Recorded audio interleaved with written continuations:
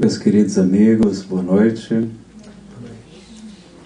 Queremos expressar a nossa gratidão pelo convite e pela oportunidade que nos é concedida de falar mais uma vez em um ponto de luz, um núcleo de amor, de fraternidade nos Estados Unidos da América. Apesar dos pequenos grupos que ainda temos, saibam da grande importância que é o trabalho de cada um dos senhores. Quero agradecer a nossa querida Fátima, que está nos acolhendo, agradecer a todos os demais companheiros, e na noite de hoje, nosso querido irmão Wallace, sua esposa Rose, nosso querido Márcio, que foi o nosso médium de transporte. Sem ele não estaríamos aqui hoje. E queremos dizer então da nossa satisfação de poder falar mais uma noite sobre o Evangelho de Jesus. Nosso tema, como foi anunciado, é perda de pessoas amadas, retorno ao mundo espiritual de entes queridos, e como a doutrina espírita pode nos ajudar, nos esclarecer, no balsamizar a alma dolorida neste momento, que é sem dúvida o momento de maior dor, sobretudo no caso de uma mãe, quando perde um filho. Então vamos pedir a Jesus, o Mestre amorável de nossos corações, pedir a Maria Santíssima, sua mãe aqui na terra, para que nos envolvam, nos abençoem, nos auxiliem a levar um pequeno bálsamo que seja, relembrando os ensinamentos de Jesus aqui na Terra. Alguns meses atrás,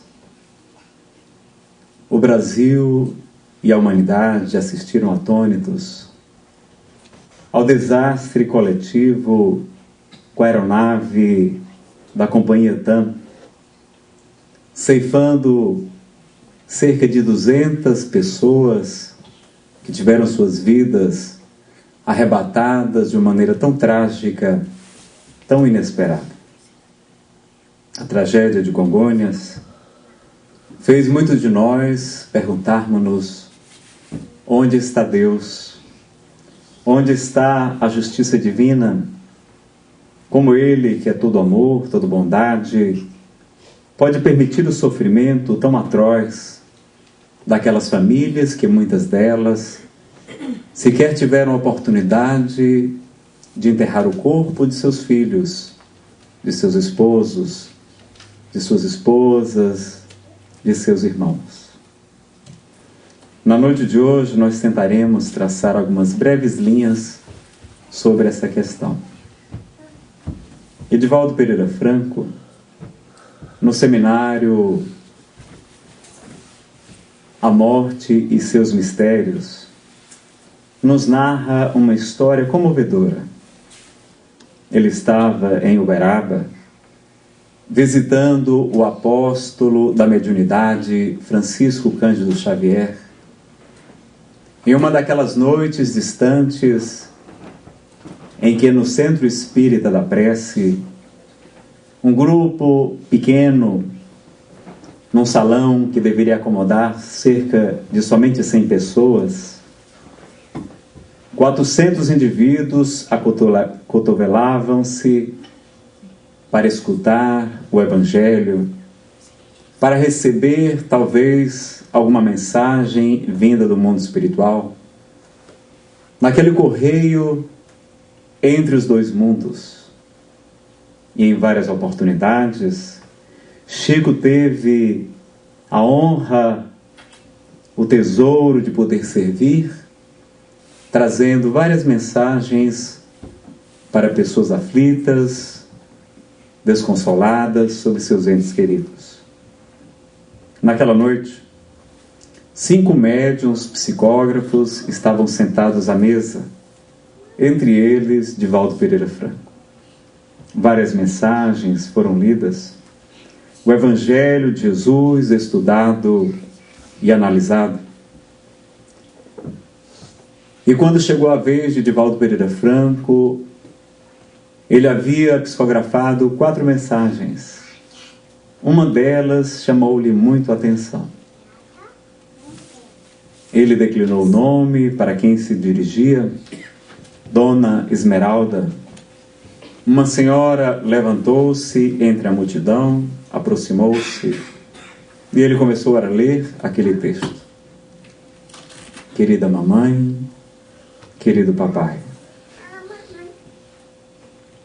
nós somos os seus filhos que viemos dizer que a vida continua, que a morte não existe e de falar da saudade que todos nós experimentamos. Ainda nos recordamos, mamãe, daquela noite em que viajávamos de carro até a cidade de Ourinhos, quando, em um determinado momento, o veículo é arremessado contra a parede ao lado do posto Esso, e logo percebemos, mamãe, as labaredas, o fogo, a tomarem conta do nosso carro. A nenenzinha não está podendo brincar, não é? Tendo que aguentar a palestra de cearense. É um sofrimento muito grande. Tem uma salinha ali ao lado que talvez ela possa brincar. Se você não... Se talvez a mamãe quiser, prometo que a mamãe ganha um CD da palestra de hoje, para não ficar sem a oportunidade de assistir. Que a gente está gravando, senão vai ficar palestra com sonoplastia, né? A gente agradece a compreensão.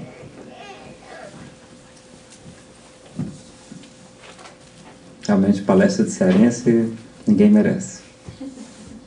Então, as crianças continuam narrando, dizendo: mamãe, nós vimos quando você e papai foram atirados para fora do carro, e vimos quando a senhora tentou voltar para dentro do carro, o incêndio já tomava conta de quase todo o veículo, e a senhora tentar tirar a nós, seus filhos, um de 12, 7, e o pequenino José, de apenas 2 anos, e a multidão lhe segurar e puxar de volta, para que a senhora não morresse também queimada. Queremos lhe contar o que aconteceu, mamãe. Naquele instante das labaredas, nós sentimos um sono muito profundo. Adormecemos, não sentimos mais nada. Quando acordamos, estávamos como em um hospital. Ao lado estava a tia Clarice, o vovô Antônio. E assim que despertamos, perguntamos: mas onde estão o papai e a mamãe? Eles não vão aqui nos visitar no hospital? E tia Clarice tem que dizer: não, meus filhos. Vocês é que terão que visitá-los, porque eles não se encontram conosco. Foi aí, mamãe, que nós compreendemos a realidade da morte. A dor arrebatou o nosso peito, ficamos inconsoláveis. E um dia nos foi permitido, junto com a tia Brígida, visitar a senhora e o papai. Ele se encontrava no hospital. A senhora estava deitada sobre a cama, chorando, pensando em suicídio. E nós viemos lhe rogar: mamãe, não pense em suicidar-se, porque a morte não é a solução. Tenha confiança, tenha paciência, nós estamos bem. Enquanto continua a narrativa, as crianças dizem: queremos lhe agradecer, mamãezinha querida, por você ter adotado o pequeno André. Ah, mamãe, você que é uma mãe sem filhos, poderia ajudar tantas crianças. Mais informações? E aquela mulher, com os olhos banhados em lágrimas, diz: seu Divaldo, estende-lhe as mãos. E não eram duas mãos, mas como duas garras, porque estavam completamente tosqueadas pelo incêndio. E ela disse: seu Divaldo, o senhor não sabe o que é o desespero de uma mãe ver seus 3 filhos morrerem queimados e eu não poder fazer nada. Eu me lamentei muito de não ter me atirado também nas chamas e ter morrido junto dos meus filhos. Eu até hoje não me perdoei. Mas graças a Deus, depois dessa mensagem, eu tenho a certeza que eles estão vivos, que eles estão bem. E aquela mulher sai flutuando pelo salão, consolada pela imortalidade da alma, pela doutrina espírita. Essa doutrina, meus amigos, que nós temos a honra de professar, que temos a honra de conhecer e de levar aos nossos semelhantes, vem nos explicar o que acontece após a vida. Vem nos dar provas da existência, da imortalidade da alma, da comunicabilidade dos espíritos, na crença, na reencarnação e o porquê das aparentes injustiças neste mundo que não é um mundo normal, é uma exceção no universo criado por Deus. É um mundo ainda atrasado de provas e de expiações, onde há ainda tanto sofrimento, mas que se aproxima o momento em que ele passará para um mundo de regeneração, onde quase não haverá sofrimento. As pessoas terão muito mais consciência da vida espiritual. A infância é mais curta, a vida mais longa e mais feliz. Então a doutrina espírita vem nos trazer muitas respostas. Nós que estávamos ainda tão apegados ao fermento dos fariseus, às lições antigas, nós percebemos que nós somos preparados para tudo aqui na vida, menos para o momento da morte. A nossa cultura ocidental, sobretudo. Nós preparamos nossas crianças para serem homens e mulheres, para serem maridos, esposas, pais, para serem bem-sucedidos na vida. Mas ninguém nos prepara para o momento da morte, ou para o momento do retorno ao mundo espiritual de uma pessoa querida. É como se a morte não existisse na nossa cultura. Fechamos os olhos para a única fatalidade, a única coisa certa que realmente acontecerá, que é o momento do nosso desenlace. A única certeza que nós temos. Então precisamos rever os nossos conceitos, investigar o mundo espiritual como fez o pré-claro Allan Kardec, consultando as entidades venerandas da codificação, não acreditando em todos os espíritos, como nos diz João, mas verificando antes quais aqueles que são de Deus. O mestre Lyonês, um pedagogo, Hippolyte Léon Denis Rivail, um homem de extrema cultura que estudou com Pestalozzi no Instituto de Verdun, na Suíça, que escreveu vários livros, professor de aritmética, de ciência, de anatomia comparada. Ele que chegou a escrever uma proposta de educação para a França em sua época, que fundou o Instituto Rivail, levando a moderna educação de Pestalozzi para a França. Este homem poliglota que dominava 5 idiomas, aos 55 anos de idade, pesquisando os fenômenos do magnetismo e do fenômeno das mesas girantes, que sucedeu por mais de 4 janeiros em toda a Europa e fora dela, ele percebe tratar-se de algo diferente. Que não é possível que uma mesa que não tem cérebro nem tem nervos, que possa raciocinar. E investiga usando a lógica e a razão diamantina de que era portador. Um homem preparado desde o mundo espiritual para a missão de investigar a realidade dos espíritos. A doutrina espírita é muito semelhante às doutrinas cristãs, Porque a nossa moral é a mesma, é a moral de Jesus. Porque os Espíritos benfeitores nos apresentam o Cristo de Deus como sendo o ser mais perfeito que Deus ofereceu ao mundo para servir-lhe de modelo e guia.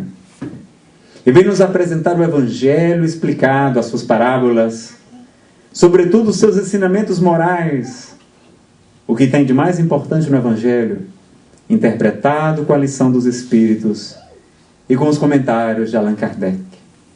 Vem nos trazer então a imortalidade da alma, a certeza que a vida prossegue, que os chamados mortos estão de pé e que a vida continua. Então nós vamos ver que vivemos numa gigantesca ilusão maia, como dizem os orientais, que a nossa cultura extremamente materialista não nos prepara, e por isso nós sofremos tanto diante do retorno ao mundo espiritual de um ente querido. Enquanto que aqueles que estudam a doutrina espírita verificam que a única fatalidade que existe é o nosso momento da morte. Não existem fatalidades, nós temos o livre-arbítrio, mas normalmente programamos o momento do nosso desencarne. Cada um já nasce com determinada quantidade de fluido vital. Os orientais chegam a chamar de Ti ou Ki, a energia de que cada um é portador. E se não cometermos nenhum desatino, não provocarmos o suicídio direto ou indireto, ceifando a nossa vida antes do tempo, seja da maneira direta ou seja através dos alcoólicos, do excesso do fumo, dos excessos de alimentação, dos desregramentos de um modo geral, nós só desencarnaremos no momento aprazado. Esta é a única fatalidade. A outra fatalidade mais ampla é que todos nós seremos um dia espíritos puros, destinados à felicidade e à perfeição supremas. Que Deus cria incessantemente espíritos, e muitos de nós somos espíritos ainda jovens, aprendendo a grande arte, a arte do amor. Então estamos em evolução. A natureza não dá saltos, e que precisamos muitas vezes da bênção da reencarnação para recomeçar de novo, esquecendo o passado de equívocos, de condicionamentos atrasados, de remorsos paralisantes, e começar tudo do zero, numa nova oportunidade, sendo recebido por um lar, por uma mãezinha, sempre que possível, por um pai, pelos irmãos. Então a vida é um mistério ainda para os cientistas. Ninguém sabe exatamente o que é a vida. Recentemente foi lançado um livro sobre esse tema, e os cientistas já chegaram a afirmar que em laboratório seria possível, se nós tivéssemos aquela atmosfera primitiva da Terra, junto com os raios, com a atmosfera predispondo à formação da vida, o acaso promoveria o aglutinamento das moléculas, gerando a vida. Jamais se conseguiu isso em laboratório. Porque para existir a vida, os Espíritos nos dizem que a Terra foi envolvida no protoplasma, como se fosse uma geleia que promove a vida, porque somente o corpo físico, somente a matéria não explica a vida. Tentar explicar a vida pelo acaso é como jogarmos uma bomba em uma biblioteca, espalhar todas as letras e números e esperar que dali se formassem uma outra biblioteca, um outro arquivo, com todos os volumes da mesma forma, com o entendimento correto. A vida não é explicada pela ciência. Os anatomistas do passado dissecaram o corpo e disseram que não encontraram a alma, esquecendo dos sermões do padre Antônio Vieira, que dizia que justamente isso, porque com o corpo em decomposição, a alma já havia se desprendido dela. A alma não fica presa propriamente depois que o espírito já foi. Então nós temos a consciência de que a vida é muito uma realidade que não compreendemos ainda. Os cientistas, com apenas 200 anos de estudo, se arvoram de conhecer tudo e negam mesmo até a existência de Deus, alguns deles. Mas não é porque eles não têm provas de laboratório da existência de Deus que ele não existe. Há um axioma também na ciência dizendo que se você não tem provas de que algo não existe, aquilo por si só não é uma prova que ela não existe. Ou seja, a ausência de evidências não é uma evidência da ausência. Nós temos os efeitos, e todos os efeitos pressupõem uma causa. E se nós temos os efeitos e se vemos obras que não foram feitas pelos homens, tudo mais é criação de Deus, ou da natureza criada por Ele. Então a vida, nós não podemos compreendê-la em sua plenitude. Dizemos que eu sou igual a Tomé, só acredito vendo. E a gente vai ter muita dificuldade, porque estamos atrasados milhares de anos, talvez. Porque nós não vemos a energia elétrica, mas ela existe. Nós não vemos os raios X, os raios gama, o ultravioleta, o infravermelho, o ultrassom, nós não escutamos, mas ainda assim eles existem. Aliás, quase tudo, os raios cósmicos, os neutrinos, nós não enxergamos. Nosso organismo só enxerga determinada frequência de cor, determinada frequência de áudio. Nós somos muito limitados nos sentidos ainda. E o personagem, o Pequeno Príncipe de Saint-Exupéry, tem uma frase muito bela dizendo que o essencial é invisível aos olhos. E a coisa mais importante que existe, que é o amor, nós não podemos enxergá-lo. E é, sem dúvida, o objetivo primordial da nossa existência. Então, Louis Pasteur, quando com o microscópio percebeu a vida microbiana, quando foi para a Universidade de Sorbonne falar do seu invento, de que existiam seres que não eram perceptíveis ao olho nu, ele foi enxotado da universidade. Porque era um verdadeiro absurdo imaginar-se, até aquela época, que existissem bactérias, fungos, micróbios. E eles existem, e nós não enxergamos. Allan Kardec nos diz que não serão os homens da religião, mas os homens da ciência, os acadêmicos, é que um dia comprovarão a existência do Espírito. E hoje nós já temos várias provas da existência, da prorrogação da vida, a memória extracerebral, a regressão a vidas passadas, demonstrando que é possível nos recordar de existências anteriores. Alguns casos, como no Discovery, no documentário do Discovery Channel, chamado Reencarnação, ou Past Lives, Stories of Reincarnation, há histórias comovedoras dos mais de 2.400 casos pesquisados pelo Dr. Ian Stevenson e pelo Dr. Ramendras Nath Banerjee, esse na Universidade da Índia, em Jaipur, e Ian Stevenson aqui nos Estados Unidos, hoje no mundo espiritual. O prosseguimento das pesquisas, casos registrados, cerca de 2.400 casos, mais 600 do Dr. Banerjee, comprovando a recordação de memórias passadas. Crianças que, lembrando espontaneamente, verificando-se os dados sendo compatíveis e, ao mesmo tempo, algumas com marcas de nascença.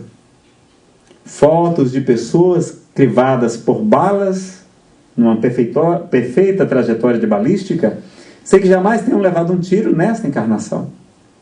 Há no livro Reencarnação no Brasil, Dr. Hernani Guimarães Andrade, fotos desse tipo. Nos 20 casos sugestivos de reencarnação, do pesquisador Ian Stevenson. E um caso nos chama muita atenção, do menino Ian, de apenas 5 anos de idade, que se lembra de ter sido o pai da sua atual mãe, seu avô. De lembrar-se de ter sido alvejado em uma loja por malfeitores, ter levado um tiro no coração. E a sua filha, antiga mãe, sua filha na atual existência, mãe na atual existência, pega o atestado de óbito e verifica que aquela história do seu avô, ele desencarnou com um tiro de bala 22, enjaulada justamente na válvula esquerda do miocárdio, no mesmo lugar onde o pequeno Ian, com 6 anos de idade, já teve que passar por 5 cirurgias por uma malformação no coração. Então, histórias surpreendentes, mostrando que a vida continua. Não bastasse a literatura espírita, os relatos mediúnicos de todas as épocas, que a mediunidade não é uma coisa recente, não é invenção do espiritismo. No Egito, os médiuns eram conhecidos com o nome de hierofantes, ou pitons, ou pitonisas. Na antiga Grécia, os oráculos. Quem aqui não ouviu falar do oráculo de Delfos? Na antiga Roma, as sibilas. Na Índia, os rishis. Nas tribos indígenas, os xamãs, os pajés, médiuns. No judaísmo, os profetas, todos, tendo revelações do futuro, sonhando com anjos, recebendo visões espirituais, médiuns, as bruxas na época da Idade Medieval. A mediunidade sempre esteve presente, o homem sempre teve contato com o mundo espiritual. Nazareno, e por que a gente não consegue ver todos os espíritos? Porque nós estamos aqui como se estivéssemos num escafandro, envolvidos no envoltório da carne, com sentidos limitados, e muitos de nós sequer quer ver os espíritos. Aliás, é uma coisa muito curiosa no Ocidente, porque nosso pai e nossa mãe, a quem amamos, quando desencarnam, viram assombração. As pessoas oram para não ver seu pai e sua mãe, e ao mesmo tempo sofrem com a saudade deles. Vejam como nós somos. Porque fomos ensinados desde criança que a alma é uma coisa que nos mete medo. E quando estudamos a doutrina espírita, perdemos completamente o medo dos espíritos. Porque são pessoas como nós.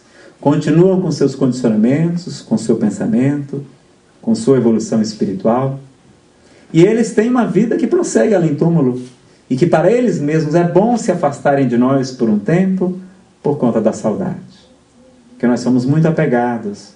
Então, se eles ficassem constantemente conosco, dificultaria a nossa libertação, a nossa superação da dor, da morte, e para eles também. O problema é que nós não nos interessamos em desenvolver a mediunidade.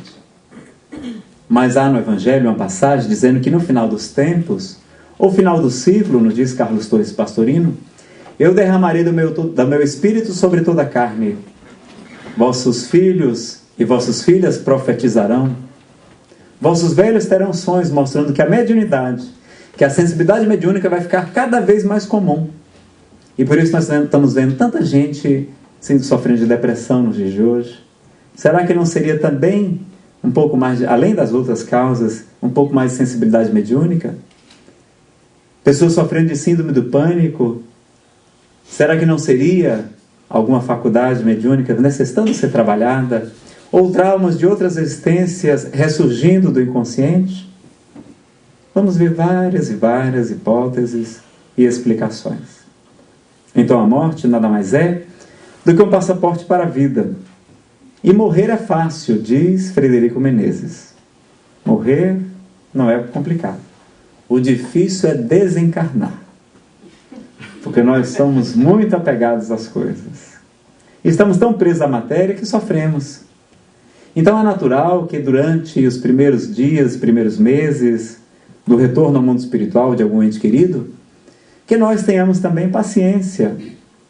Na doutrina espírita não existem regras absolutas, porque cada desencarnação é diferente. Nenhuma é igual à outra. E como somos muito apegados à matéria, alguns autores têm defendido que nós não precisamos doar todos os bens do nosso ente querido imediatamente, não. Porque ele pode estar ainda vinculado àqueles bens e que talvez aguardar algum tempo lhe seja útil ou mais fácil para desapegar. Chico Xavier teve a oportunidade de dizer que 3/4 dos espíritos que desencarnam no planeta não vão de imediato para regiões felizes no mundo espiritual, mas ficam aqui entre nós. Alguns até sem consciência de que desencarnaram. Nós vamos ver tantos jovens morrendo de acidentes de automobilismo por conta do excesso de álcool, pais que, estando ausentes do lar, com sentimento de culpa, em vez de doarem-se aos filhos, doam dinheiro, mesadas, motocicletas, a chave do carro. E recentemente um amigo me contou que o seu melhor amigo teve o seu filho de 16 anos, embriagado, dirigindo o carro, morrendo em um acidente automobilístico. Então nós temos que ser mais responsáveis e perceber que esse fenômeno para nós ainda não é tão fácil, encarnados e desencarnados. Para estudar um pouquinho desse tema, eu sugeriria aos senhores a série A Vida no Mundo Espiritual, do Espírito André Luiz, pela psicografia de Chico Xavier. O livro Nosso Lar vai nos dar uma boa ideia do que seria uma colônia no mundo espiritual. Claro que, na visão de um espírito, André Luiz, que somente foi publicada por volta de 1940, então é antes de 1940, certamente hoje está diferente, mas que nos mostra a similitude da vida espiritual com a vida corporal, que a vida prossegue, e vamos entender muito mais. Nazareno, então, quer dizer que a gente não é obrigado a dar tudo de imediato? Não, não somos. Quando a gente doar, vai ser melhor também, porque a gente não vai ter tantas lembranças, não é? Retratos, roupas, objetos pessoais, que vão nos fazer recordar da pessoa, e isso vai nos ajudar. Então a gente pode e deve sim doar os bens, se possível, se a pessoa entender que sim, mas também ter essa consciência. Nazareno, e no Espiritismo a gente pode chorar pelos que desencarnaram? Podemos sim. Aliás, devemos chorar. Perguntaram a Chico Xavier, ele disse que chorar é absolutamente normal, que através das lágrimas nós vamos estar ali fazendo como se fosse uma catarse, colocando para fora toda aquela saudade. O que nós devemos ter o cuidado só de fazer é não chorar com desespero, com falta de confiança em Deus, porque isso nos atormenta, nos faz sofrer. E atormenta a pessoa que desencarnou. E no mundo espiritual, diz o livro O Céu e o Inferno, o espírito é muito mais impressionável. Então ele pode experimentar muito mais alegrias que nós nem sequer imaginamos, mas também mais sofrimento. Então a dor nossa muito grande pode provocar um grande abalo no ente querido, se ele já não estiver numa condição boa no mundo espiritual. Porque ele vai sofrer muito com a saudade, vai ter que se readaptar àquela nova realidade. Então, por exemplo, é importante ter essa consciência que devemos sim chorar a saudade, mas ao mesmo tempo ficar felizes por um lado, porque se a Terra é um mundo de sofrimentos ainda, se aqui é como se fosse um presídio, um purgatório, no livro Céu e Inferno diz que a Terra é semelhante a um purgatório. Que nós temos, por exemplo, ainda tantas dores aqui no planeta. Meus amigos, morrem 30.000 crianças de 0 a 5 anos de idade, todos os dias, de fome e de desnutrição no nosso planeta. Nós aqui estamos cegos pela indiferença, ou pelo orgulho, ou pelo egoísmo. Tentar perceber que não há sofrimento na Terra, guerras e tantas desgraças, a gente faz isso para se anestesiar um pouco da dor, para poder suportar a vida. Mas vamos ver, portanto, então, que não devemos abandonar os demais filhos, porque é muito comum que a mãe, quando perde uma criança, e é uma das maiores dores que há, segundo a psicologia, o maior nível de estresse é perder um filho, que ela não abandone os outros filhos, ou o marido. Muitos casamentos se destroem, se desfazem, por conta do atormentamento da mãe. Caem muitas vezes em profundas depressões e não conseguem se libertar daquele mal. Então não abandonar os outros filhos, porque muitos deles podem ficar inclusive se sentindo culpados pelo desencarne de seu irmão. Então ter essa resignação saudável. E eu me recordo de minha mãe. Ela me narrou quando minha avó desencarnou. Minha mãe é muito católica, muito fervorosa, eu sou o único espírita em casa. Minha mãe, ao desencarnar, que era uma pessoa muito boa, minha mãe não aceitou, não acreditava no que estava acontecendo. Como é que Deus lhe retirava a mãezinha querida, que ela orara tanto para que ela permanecesse com ela? E um dia, estando no nosso sítio, distante 80 quilômetros de Fortaleza, numa noite minha avó aparece para minha mãe. Não só para ela, mas para minha tia Darcy e para a secretária da nossa casa, Nazaré. As três são testemunhas. Na mesma noite, minha avó Raimundinha lhe aparece e lhe diz, não por palavras, mas pelo pensamento, com um olhar repreendedor, minha mãe percebe que ela tenta lhe dizer que ela está agindo errado, que está agindo com falta de resignação, não confiando nas leis de Deus, no amor infinito de nosso Pai. E minha mãe, a partir daquele dia, conseguiu superar muito mais aquele momento. Então, ter a resignação, porque se estivéssemos do lado de lá, queríamos o quê? Queríamos ver os que ficaram felizes, seguindo sua vida. E aqueles que ficamos, devemos dizer, poxa, ele estava aqui conosco nesse sofrimento, no presídio, e lhe foi permitido retornar antes para a verdadeira pátria. Foi-lhe permitido ser libertado antes. Então Deus promove costumeiramente os bons, diz o Espírito Joana de Ângeles, através de Divaldo Franco. Então ter a resignação. E as comunicações nazarenas são fáceis? Não, por quê? Porque nós mesmos não desenvolvemos a mediunidade. Não estudamos. É uma glândula pineal, dizem os pesquisadores da atualidade. Dr. Sérgio Felipe de Oliveira, da USP, dizendo que os médiuns formam na sua glândula pineal mais cristais de apatita do que as pessoas comuns, como se fosse uma antena, uma caixa de ressonância, num fenômeno eletromagnético, eles teriam mais facilidade. Porque todos nós temos algum tipo de sensibilidade, todos nós temos uma intuição e inspiração dos gênios, dos poetas, dos cientistas, temos pressentimentos, os sonhos. Todos nós temos algum tipo de percepção, mas nós ainda não estudamos ela e não colocamos ela a serviço do bem. Então, por isso também, e os próprios espíritos não estão ainda, talvez, tão habilitados, faltam médiuns para isso. Porque se todo espírito quisesse comunicar e fosse possível, nós precisaríamos de milhões de médiuns, não é verdade? Para dar conta de tantos recados do mundo espiritual. Chico Xavier dizia que o telefone toca de lá para cá. Ou seja, quando o espírito está bem, quando ele está em condições, quando aquilo vai ser útil para ele e para a sua família, naquele instante, se houver meios, é que se procede a comunicação. É uma mediunidade muito rara. São poucos os médiuns que têm essa faculdade.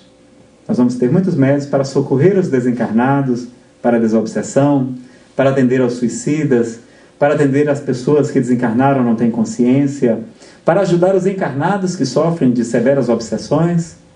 Vamos ter médiuns para promoverem o passe, mas temos poucos com essa faculdade. E Chico era semelhante a uma antena parabólica, capaz de sintonizar com esse mundo espiritual e ter uma verdadeira equipe ao seu lado, trabalhando, identificando, indo atrás de cada um dos desencarnados, para que promovessem o contato com suas famílias. Na história da Bebete, uma criança que desencarnou, narrada por Divaldo na palestra Superando a Dor da Morte, que eu não irei mencionar, vou deixar para os senhores assistirem, de tão bela que é.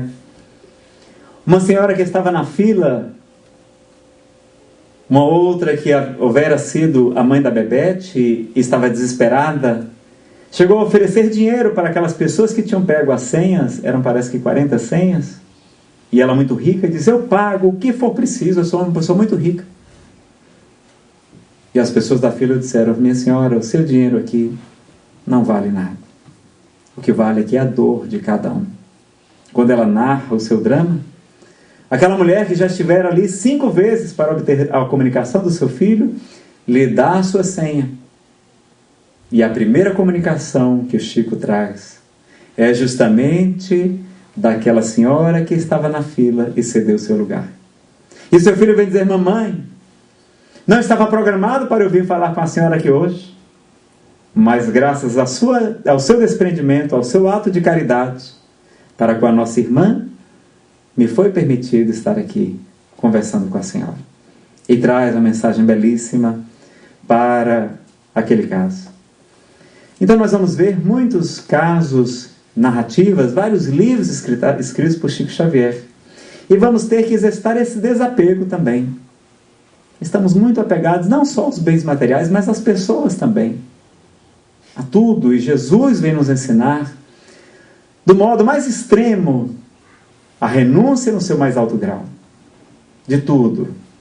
Todos os bens, família, amigos, carro, roupa, lar, mãe. Na cruz ele diz: mulher, eis aí teu filho, filha, eis tua mãe. Até a sua mãe ele doou. E disse-nos: deixai aos mortos o cuidado de enterrarem seus mortos. Mostrando que o mundo espiritual se encarregará de auxiliar aqueles que partem e que são sempre assistidos. Mesmo os maus são assistidos pelos espíritos bons. As pessoas normalmente adormecem. Diz uma pesquisa da doutora Marlene Nobre, presidente da Associação Médico Espírita Brasileira e Internacional, no livro Nossa Vida no Além, e no seminário também que ela já fez, com esse mesmo tema. Então, normalmente a pessoa adormece e desperta sendo acolhida pelos entes queridos. Ou então aquele que está moribundo já vê a mãezinha, a avó que vem lhe receber. Meu avô viu minha avózinha no momento, alguns dias antes dele desencarnar. Então é muito comum, e os médicos já está tendo alucinações, já é falta de oxigênio no cérebro. Talvez seja falta de oxigênio no cérebro de alguns médicos também, não é? Ou no coração, pelo menos. E ver relatos tão fidedignos. A doutora Elizabeth Kübler-Ross, a criadora da tanatologia, o estudo da morte, ela realizou várias pesquisas com pessoas no momento de pacientes terminais. E ela chegou à conclusão de que o maior problema, a maior queixa daqueles pacientes era ter a consciência de não terem dito muito mais o que podiam para os seus entes queridos. De dizer para suas mãezinhas que quanto amavam, aos seus filhos, o quanto eles eram queridos, aos seus papais. Então a gente ter essa consciência da importância da nossa família. E dizer hoje, viver hoje, o agora, intensamente, como nos convidava Jesus. Dizendo: sede como as crianças, porque se vós não vos assemelhardes a esses pequeninos, não entrareis no reino de Deus. Viver intensamente o momento presente. Ver a nossa mãezinha dar-lhe um beijo naquela alma querida, que velou tantas noites com carinho, com sacrifício, com esforço, pela nossa saúde, pela nossa felicidade, pelo nosso bem-estar. Então, ter essa consciência e viver intensamente. Jesus nos convidava mais dizendo: aquele que não me amar mais do que a seu pai, do que a sua mãe, do que ao seu filho, do que a sua filha, do que ao seu irmão, não é digno de mim. Mostrando esse desapego. Demonstrando que a nossa família é a verdadeira família, a família espiritual. E que ensina José Raul Teixeira que os amores que nós temos aqui na terra, amor de pai, de mãe, de mulher, de filho, de marido, de filho, de irmão, de amigos, são exercícios do amor para aprendermos o verdadeiro e único amor que existe, que é o amor universal, o amor fraterno, o amor de Deus, o amor de Jesus, de Buda. Porque no reino de Deus ninguém se casa, nem se dá em casamento. Mas todos são como anjos do Senhor, todos são unidos pelo mesmo amor. Então nós somos convidados a esse desapego. Não é o corpo muito mais do que a veste e a vida muito mais do que o alimento? Então nós vamos ter muitos momentos e muita questão, muito entendimento na doutrina espírita para compreender a morte. Às vezes a pessoa morre antes do tempo, por mérito divino. O irmão de Chico, José Xavier, trabalhou durante 11 anos como presidente do centro, atendendo as pessoas obsediadas que vinham e que ficava esperando o nosso querido Chico na casa espírita. Quando ele desencarna, o pai de Chico, um homem muito simples: como é que você não foi capaz de curar nem o seu irmão? E aí o Espírito Emmanuel lhe revela: Chico, o nosso querido José Xavier tinha na sua programação kármica passar 11 anos no hospital psiquiátrico.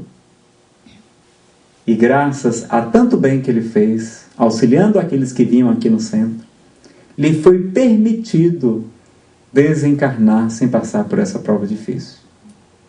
Então veja como nós temos a consciência ainda obliterada, como não compreendemos a morte como sendo um alívio para o sofrimento, um desprendimento para o espírito que voa liberto para as alturas, para o esplendor.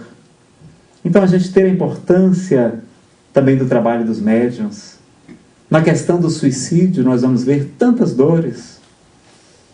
Como dissemos, nenhuma desencarnação é igual a outra, mas muitas vezes o suicida, como tira a sua vida antes do tempo, seu organismo ainda mantém uma quantidade de fluidos muito grande que impedem, que atrapalham o seu desenlace, e ele fica ainda com lembranças da sua vida material.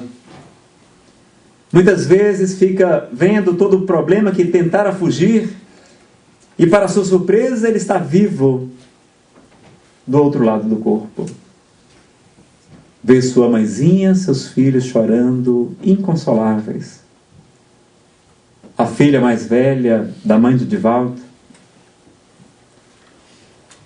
No seminário, Divaldo nos narra que Nair tomou formicida porque o seu marido teve um amante, um caso fugaz em uma de suas viagens. E ela, revoltada, toma o remédio e desencarna. Depois daquele dia, Divaldo diz que sua mãe, durante 30 anos, nunca mais sorriu depois da morte de Nair. Por causa das suas tradições, acreditando, como no passado se acreditava que o suicida, além de ser um pecado capital, não merecia nem sequer ser enterrado. E vem Martinho Lutero, que dizem alguns ser a reencarnação de Paulo de Tarso, combater tudo isso. Quem assistiu o filme Lutero tem essa cena muito bonita, combatendo as indulgências e tantos problemas que a igreja da Idade Média propunha aos seus adeptos.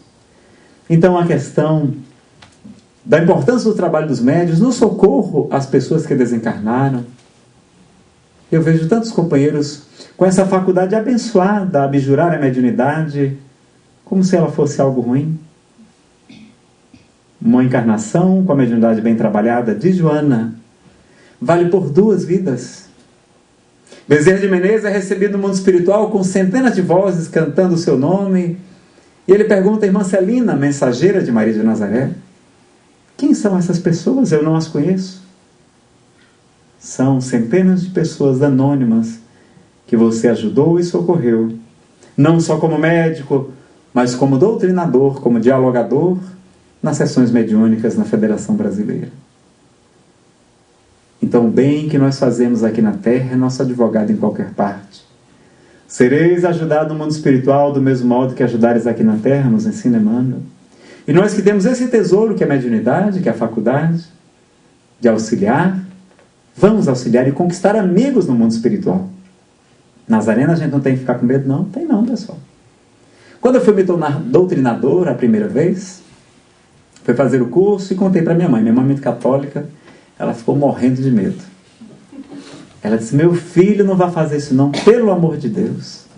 Não vá se meter com esses espíritos não, meu filho, você está louco.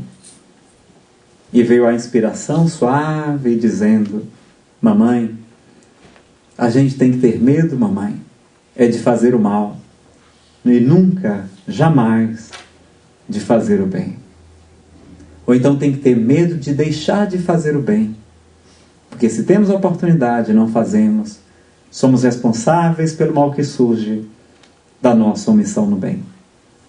Então nós vamos encontrar em vários livros relatos do mundo espiritual, desde o mais singelo, como por exemplo Violetas na Janela, muito suave para quem está começando, para quem não é espírita, é uma leitura leve, agradável. A série de André Luiz, A Vida no Mundo Espiritual, O Céu e o Inferno, onde Allan Kardec entrevista vários espíritos em diferentes níveis evolutivos, o Livro dos Espíritos, a mais importante obra para nós consultarmos sobre a realidade da imortalidade da alma. E vamos ver então uma série de notícias e realidades diferentes, porque há muitas moradas na casa de meu Pai. Jesus nos convida dizendo: não se turbe o vosso coração, crede em Deus, crede também em mim, há muitas moradas na casa de meu Pai. Se assim não fosse, eu já vos teria dito. Mas eis que me vou na frente de vós, a fim de vos preparar o lugar, e retornarei, para aí um dia, onde eu estiver, vós estejais também. Então ele nos deu a certeza que todos nós estaremos um dia juntos dele, gozando da felicidade suprema, das bem-aventuranças que nos aguardam. Porque a vida é tão passageira. A vida é como se fosse um minuto diante da eternidade dos séculos. Vamos ver tanta diferença. E se alguém me dizer: Nazareno, você acredita em espírito? Eu digo: eu acredito. Mas como? Eu disse: olha, eu acho muito mais difícil acreditar num pedaço de carne, porque se você me disser que um pedaço de carne com cerca de 70 quilos, cheio de ossos enfiados por dentro, com sangue circulando sozinho, dia e noite sem parar, com vários sistemas digestivo, pulmonar, excretor, endócrino, nervoso, funcionando automaticamente, e que esse pedaço de carne ainda fala e pensa, eu vou dizer que eu não acredito, não. Vocês acreditam nisso? É história da carochinha. A gente só acredita porque a gente vê, porque eu vejo os senhores aqui. O que é mais fácil, acreditar nisso, ou acreditar numa energia, numa consciência que ainda é invisível aos nossos sentidos, ainda tão precários, tão limitados? Quando vemos as lentes do telescópio Hubble e enxergamos milhares e milhões e bilhões de estrelas, aí que a gente tem consciência da pequenez da nossa vida, da nossa terra, que é um grão de areia nesse imenso oceano, nessa praia maravilhosa que chamamos de universo. Vemos tantas belezas que não deveríamos, que seria importante isso. Nazareno, doação de órgãos, o que é que você acha? Porque Chico Xavier disse que não queria doar seus órgãos. É verdade? É verdade. Porque o Chico já estava tão acabadinho, pessoal, que não dava para aproveitar nada. Aliás, Chico era muito marcado pela sua alegria. Apesar da vida sofrida, todos os que o conheceram disseram que o que mais lhe caracterizava era a alegria. E ele disse, certa vez, brincou, disse: pessoal, durante muitos anos eu cuidei do meu corpo. Agora está na hora de cuidar do esqueleto, porque está tão acabadinho. Então ele, como tinha medo da idolatria, que muitos de nós ainda com atavismos de outras encarnações, de outras crenças, poderíamos fazer tipo algum culto ao seu corpo, ele que extremamente humilde, jamais quis ser cultuado, disse que seria importante para nós termos a consciência que era muito bom doar os órgãos, sim, mas com a consciência. Porque a gente doar sem saber ou sem querer, nem sempre isso é bom. Pode ser e pode não ser. Mas vejam que até o bem que a gente faz sem saber nos ajuda. O próprio Chico psicografou uma mensagem de um jovem que suicidou-se, deu um tiro no coração. E sua família doou a córnea dos seus olhos, que devolveu a visão a outra pessoa. E ele disse que sofria muito, que eu, do seu ferimento, sangrava noite e dia sem parar, durante muitos anos.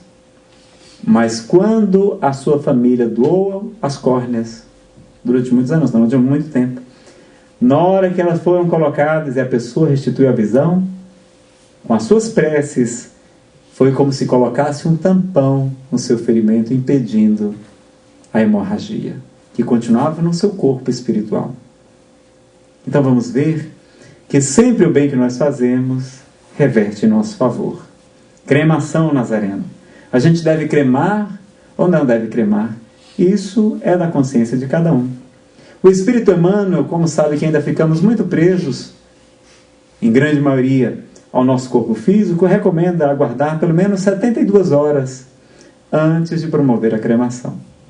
É uma orientação de um espírito, não é ainda o controle da universalidade dos espíritos que nos ensina Kardec, mas serve como orientação sobre essa questão. Então há uma história muito bonita, por exemplo, um conto árabe, um homem muito rico, está com a sua esposa, ele diz: mulher, eu vou viajar durante alguns meses. Visitarei as terras longínquas da Síria, do Egito, e desejo que você tome conta do nosso filho muito bem durante esse período. Ela disse: pois não, meu marido, fique à vontade. Ele parte para aquela viagem que duraria alguns meses, e algumas semanas depois, chega ao castelo, ao palácio, um outro viajante muito rico. Ele diz: senhora, eu sou um mercador muito conhecido. Trago comigo muitos tesouros e, em especial, um deles de extrema beleza. E como terei que atravessar o deserto e sei do perigo que me aguarda, queria lhe rogar um favor, que guardasse em seu palácio essa joia, porque não há outra tão bela, tão extraordinária quanto ela. E ela: que joia é essa? Ele lhe mostra uma caixa, dentro dela uma pérola negra gigantesca de um brilho inacreditável. Ela se assusta com a beleza da joia e ele diz: fique com ela, guarde-a, porque essa joia é a mais extraordinária de todas. Você vai ficar tão encantada com ela que eu tenho certeza que não será no esforço. Ela não quer receber a princípio e acaba aceitando. O homem parte. Ela olha aquela joia a cada dia. Meu Deus, é muito bela. Encanta-se de sobremaneira. Quando, alguns meses depois, retorna o seu marido, cansado da viagem, ele lhe diz: mulher, onde está o nosso filho? Olha, meu marido, você chegou agora, deve estar cansado, vamos tomar um banho e nós vamos preparar o seu encontro. O marido toma um banho. Onde está a nossa criança? Vamos jantar. A mesa já está servida. Nós traremos o nosso filho em seguida. E enquanto eles jantam, a mulher conta o que se sucedera. Que o viajante chegou depois dele e que ela foi visitada por esse homem que lhe entregou essa joia. E perguntou ao marido: mas, meu marido, eu fiquei tão encantada com aquela pérola que eu não quis devolver para o homem. E eu fiquei em dúvida se eu devolvia aquela joia que era a mais extraordinária de todas mesmo, ou se eu deveria ficar com ela. O que é que você acha que eu devia ter feito? Que é isso, mulher? A joia não nos pertencia, você deveria sim tê-la devolvido. Era daquele proprietário. Por mais bela que fosse, deveria ser devolvida. E a mulher diz: meu marido, alguns anos atrás, o Senhor da vida nos visitou e trouxe a joia mais bela que nossos olhos puderam enxergar.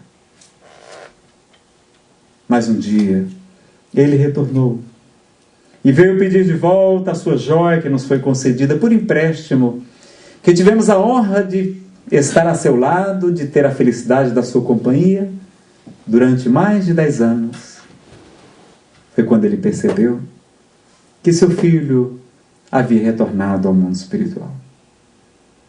Então nossos filhos não nos pertencem. São filhos de Deus. Nos são confiados para serem criados, educados, amados. Mas nas palavras do profeta Khalil Gibran, nossos filhos não são nossos filhos. São filhos da ânsia da vida por si mesma. Podei dar-lhes o vosso pensamento, mas nunca, o vosso amor, mas nunca o vosso pensamento. Então nossos filhos não nos pertencem, nos são confiados, e teremos um dia que ter essa separação provisória, momentânea, para futuramente nos reencontrarmos no mundo espiritual. Esse conto narra muito bem a questão da perda, entre aspas, de pessoas amadas, porque nós não perdemos ninguém, meus amigos. A vida prossegue, a vida continua. Os entes queridos continuam velando por nós, orando, intercedendo em nosso favor. E o Espiritismo vem nos trazer a chave para compreender esses mistérios que nos eram apresentados e que não tínhamos ainda os ouvidos de ouvir, os olhos de ver, para compreender em toda a plenitude a mensagem de Jesus. Para encerrarmos, nós queríamos narrar a história da mãe de Divaldo Pereira Franco. Ele nos conta no seminário Perdão e Auto-Perdão, em 4 CDs, um dos melhores seminários de Divaldo, na nossa opinião. Divaldo conta que sua mãe era uma mulher muito simples, analfabeta, que tinha mesmo dificuldades, não sabia ler, e que ele sempre insistia: mamãe, por que você não aprende a ler? Eu lhe ensino. Porque a senhora vai poder ler livros tão belos, vai poder ler o livro do Evangelho segundo o Espiritismo, um dos livros mais belos que a humanidade já conheceu. E ela respondia: meu filho, eu já estou tão velha, eu já estou formada pela Universidade da Vida, você acha que eu vou aprender mais nada? E Divaldo disse que ela era uma velhinha meio folgada. Se eu tenho você para ler para mim, que lê tão bem, por que eu vou aprender a ler? E aí ele lia para ela. Lia o Evangelho, ela fazia belíssimas interpretações da sua vida simples, de mulher humilde, de coração generoso. Ele ficava sempre surpreso com a sua clareza de raciocínio. E ela gostava muito que ele falasse de São Francisco. Ela não chamava São Francisco por esse nome, mas de Irmão Sol. Fale, meu filho, fale do Irmão Sol. E Divaldo se empolgava, lá no quarto, na mansão do caminho, onde eles moravam, ia até a sacada e começava a falar de Francisco de Assis. E narrava como é que era a região da Úmbria, subiu ao Monte Alverne. Divaldo fazia com tanta expressão que ela ficava cansada da subida do Monte Alverne que ele fazia. E falava com o coração, e ela dizia: meu filho, fale mais baixo, porque só estamos eu aqui e você aqui. Porque ele falava como se tivesse 20 mil pessoas. E ele dizia: mamãe, não dá para falar de Francisco de Assis cesseando. Tem que falar com todo o coração, com toda a alma. E ela adorava quando ele contava a história do jumentinho. Quando um dia Francisco de Assis estava capinando o seu jardim, com os olhos cegos, separando com as mãos as ervas daninhas das plantas, e Frei Leão, seu amigo e confessor, chega diante dele e disse: pai Francisco, eu tenho um amigo que tem um jumento.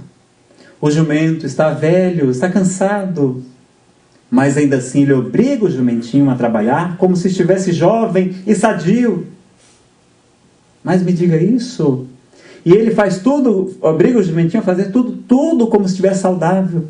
E ele monta no jumentinho, monta-se, senhor. Esporeia-o, esporeia de sangrar.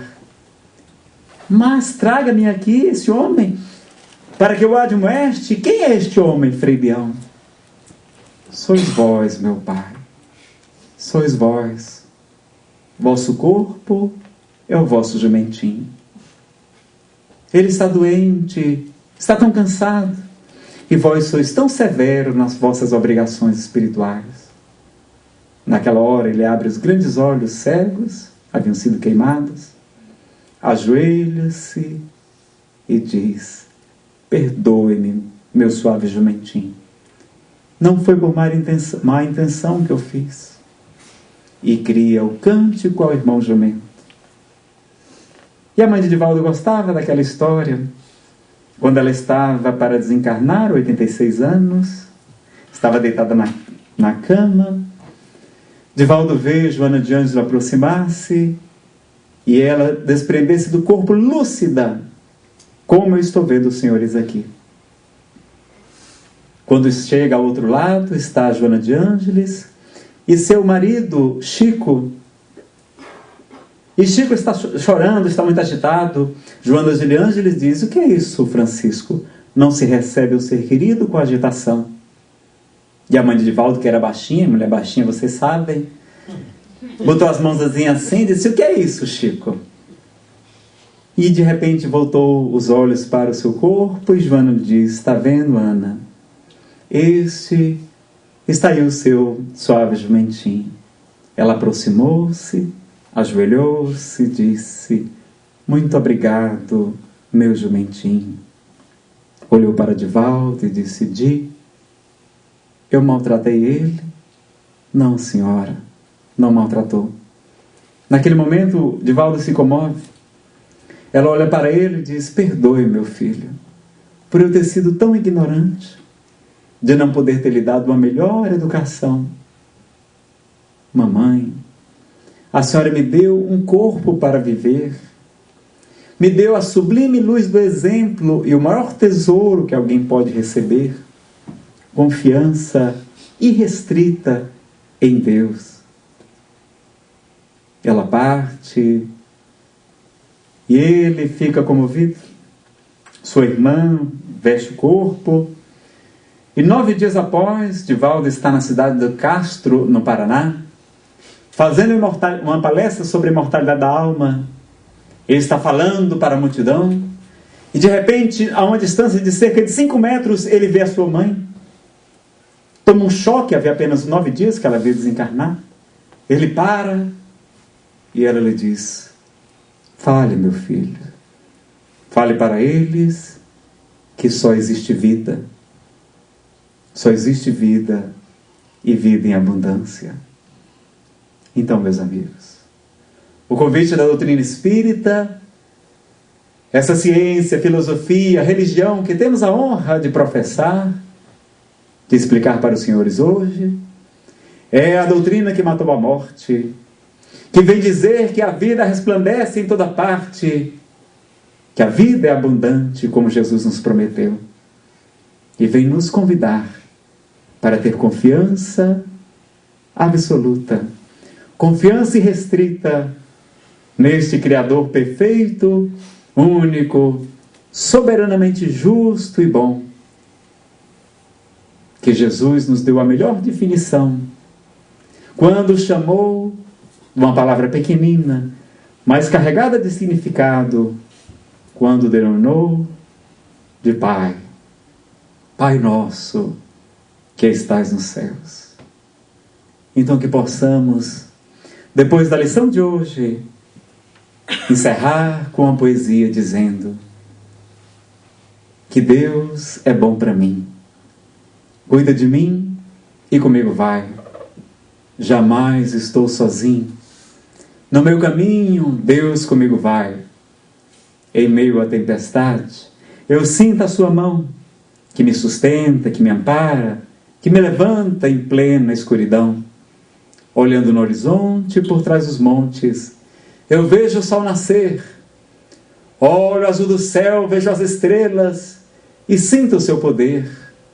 O sorriso descontraído de uma criança, quanta beleza nos traz. Por isso eu canto, enxugo o pranto, num Deus de amor e paz. Vou pela vida cantar, a todo mundo anunciar o sublime amor de meu Deus, o amor de servir, o amor de Jesus de Nazaré, da sua Mãe Santíssima, o amor de amar. Que Ele, que o nosso Pai também de infinita bondade, que Maria de Nazaré nos abençoe, hoje e para todo sempre. Muito obrigado, meus amigos.